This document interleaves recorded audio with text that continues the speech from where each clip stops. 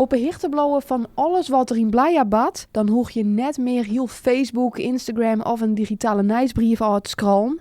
Het dorp had nou een eigen dorpsapp. En hoewel er meer dorpen in de regio binnen met een vergelijkbaar platform, is een eigen dorpsapp in Friesland nog altijd tierge uitzonderlijk. Alle verenigingen kunnen daar berichten op doen. Daar kun je de agenda op vinden van alle activiteiten in de omkrieten.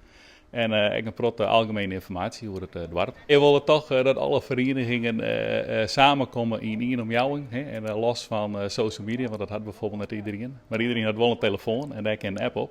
En ze krijgen toch alles en iedereen bij elkaar. We hebben de app, daar stonden verschillende nieuwsberichten op. We hebben vorige week een keertoernooi gewoon, de herzen woont ter de plek. Nou, dat hebben ze er netjes opzet. Dan moet je ook wel grutsk op wijzen. Nou, belangrijke informatie over spoed en waar de AED is bijvoorbeeld. Dat is ook altijd wel handig. Nou, we hebben een agenda. Daar staan al je activiteiten die eronder komen. De dorpsapp waard begin juni tijdens het dorpsfeest officieel lanceren. Al dadelijks waard de app broekt om bezoekers op de hichte te houden van onder oren het programma, maar ook oren praktische informatie. Mooi voorbeeld met het dorpsapp hier met een pushmelding van jongens, denk erom. Er is een optocht, zet de containers even onder de kant en zo'n ding.